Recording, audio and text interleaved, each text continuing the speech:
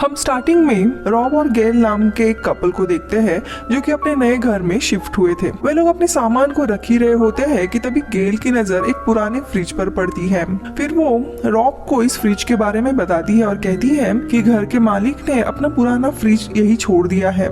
लेकिन रॉब को ये फ्रिज पसंद आता है और कहता है कि ये फ्रिज हमारे नए फ्रिज से काफी अलग है, क्योंकि इस फ्रिज में मोटर ऊपर की तरफ है, लेकिन नए फ्रिज में मोटर नीचे होने के कारण मोटर से जो गर्म हवा निकलती है और मोटर को इस गर्म हवा को वापस ऊपर की तरफ फेंकना पड़ता है, जो कि काफी अजीब होता है और इसी कारण से उसे ये पुराना फ्रिज पसंद आता है। मगर गेल इन सारे बातों पे इतना ध्यान नहीं देती और वाइन निकालती है दोनों को पीने के लिए। फिर रॉब फ्रिज का दरवाजा खोलने जाता है, लेकिन जैसे ही फ्रिज खोलता है वो पूरा हैरान हो जाता है क्योंकि फ्रिज के अंदर पूरा बर्फ जमा हुआ था। रॉब फिर कुछ बर्फ के टुकड़े निकाल देता है और अपने और गेल के ड्रिंक में डालता है, लेकिन इसके पहले कि रॉब अपना ड्रिंक पीता उसे ग्लास में कुछ अजीब दिखता है। रॉब फिर अपने ड्रिंक में से बर्फ के टुकड़े निकालकर गेल को दिखाता है। गेल भी काफी हैरान होती है और उन्होंने जो देखा वो सच में सही है या नहीं ये देखने के लिए वे लोग मैग्नीफाइंग ग्लास लेकर आते हैं और जब वो दोनों ध्यान से देखते हैं तब उन्हें पता चलता है कि बर्फ में एक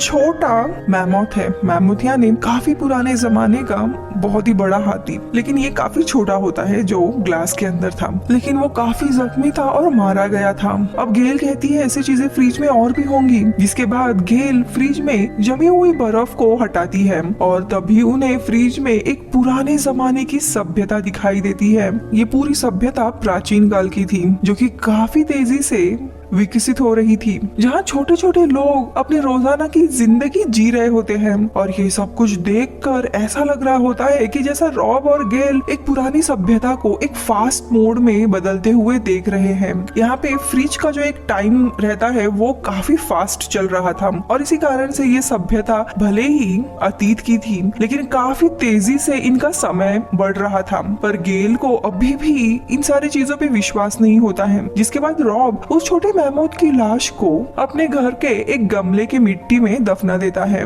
हालांकि उसे काफी बुरा लग रहा था, लेकिन गेल उसका मूड ठीक करने के लिए कहती है कि शायद हमारे पेड़ पौधे के लिए काफी अच्छा खाद हो सकता है, इसीलिए वो तैयार होता है। जिसके बाद गेल और रॉब एक बार फिर से फ्रिज खोलते हैं, लेकिन इस बार वापस हैरान होते हैं क्योंकि लास्ट टाइम जब फ्रिज खोला था तब प्राचीन समय था, लेकिन अभी जब दरवाजा खोलते हैं तब वो 19वीं सदी को देखते हैं, जहाँ पे इंडस्ट्रियल रिवोल्यूशन होने के बाद की सारी चीजें थी, यानी काफी चीजें बदल गई थी, जहाँ पे अब एक पूरा शहर बन गया था। और ये सब कुछ देखकर गेल अपनी थ्योरी बताती है कि फ्रिज में एक अलग ही दौर चल रहा है, लेकिन उसका समय बहुत ही तेजी से आगे बढ़ रहा है।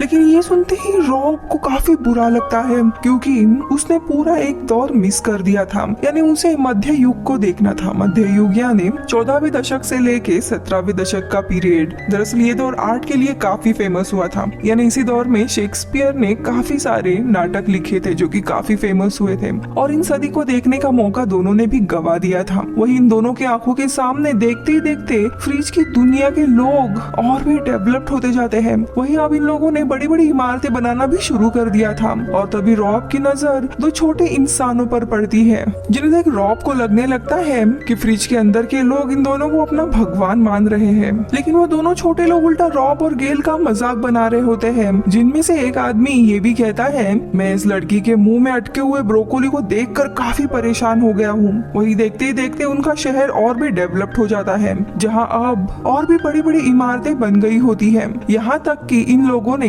प्लेन भी बना लिए होते हैं, जिसे देखकर गेल ये कहती है कि जिस डेवलपमेंट स्टेज पर आज की हमारी दुनिया है उसी स्टेज पर अब फ्रिज के लोग भी आ गए हैं। इसी बीच में रॉब की नजर कुछ स्टारबक्स के स्टोर पर पड़ती है, जिसे देखकर रॉब को गेल की बात समझ आती है। इधर रॉब ये सब कुछ देख रहा होता है, लेकिन इसी बीच में शहर में आकर एक न्यूक्लियर बॉम्ब गिरता है, जिससे फ्रिज में काफी बड़ा धमाका होता है। लेकिन रॉब फ्रिज से काफी नजदीक खड़ा होता है और इसी कारण से वो जमीन पे गिरता और उसका चेहरा काफी लाल होता है।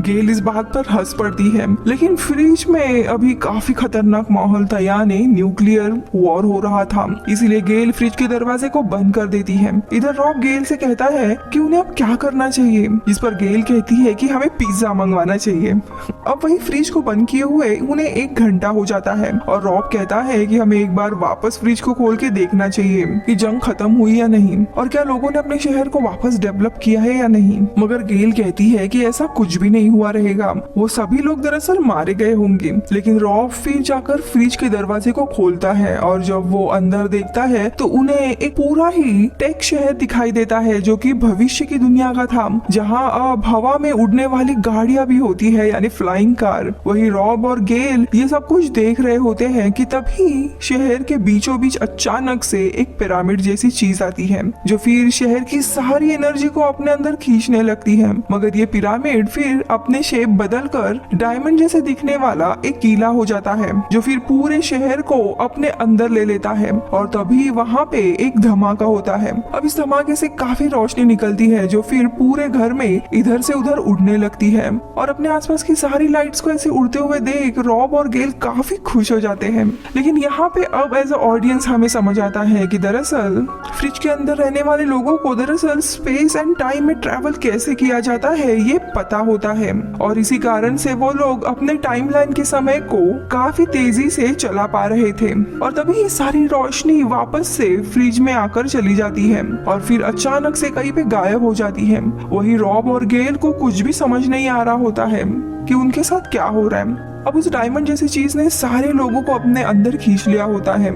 इसीलिए रॉब सोचने लगता है कि फ्रिज के लोग वापस आएंगे भी या नहीं। लेकिन गेल का मानना होता है कि फ्रिज के लोग अब वापस नहीं आने वाले और इसी कारण से मायूस होकर रॉब फ्रिज को ऑफ कर देता है, यानी उसका प्लग निकालता है। लेकिन उसे काफी बुरा लग रहा होता है कि अब लोग नहीं आने वाले हैं, इसीलिए गेल रॉब को गले लगाती है। फिर दोनों भी चले जाते हैं, जिसके बाद अगली सुबह आकर फ्रिज का दरवाजा वापस ये लोग खोलते हैं कि इसी उम्मीद में कि शायद उन्हें लोग वापस दिख जाए। लेकिन जैसे ही फ्रिज खोला जाता है फ्रिज से ठंडी हवा बाहर निकलती है, यानी और हमें पता चलता है कि फ्रिज के अंदर अब आइस एज है, जिससे उन्हें पता चलता है कि फ्रिज के अंदर अब एक नई टाइमलाइन शुरू हुई है क्योंकि उन्होंने फ्रिज बंद किया था। जिसके बाद डायनासोर का समय आता है। इसी बीच में उनकी नजर कुछ एप्स पर पड़ती है जो कि इंसानों के पूर्वज होते हैं, जो कि जिन्हें सेपियन भी कहा जाता है, जिन्होंने एक डायनासोर का शिकार किया रहता है। पर तभी वहाँ एक और डायनासोर आ जाता है जो एक एक करके सारे एप्स को मार देता है और इसी सीन के साथ ये हमारा एपिसोड खत्म हो जाता है। लेकिन अभी भी कुछ चीजें यहाँ पे बताई नहीं गई है। लेकिन फैंस थ्योरी के अनुसार ये फ्रिज दरअसल हमें ये बताता है कि कैसे इंसानी सभ्यता स्टार्टिंग से शुरू हुई थी और कैसे खत्म हुई। तो भाई दूसरी थ्योरी ये है कि भविष्य के इंसान अपने लिए एक अलग डायमेंशन ढूंढ रहे थे जहाँ पे वो जाकर शांति से रह सकते थे। सिंस उन्हें समय में पीछे जाना पता होता है, वो अपनी एक अलग सी दुनिया तैयार करते हैं इस फ्रिज के थ्रू और अपने कुछ लोगों के साथ समय में पीछे जाकर अपनी जिंदगी जीते हैं। इतना ही नहीं, रात में धरती का पूरा जो एक लाइफ स्पैन होता है वो सुबह से शाम तक पूरा ये फ्रिज कवर करता था।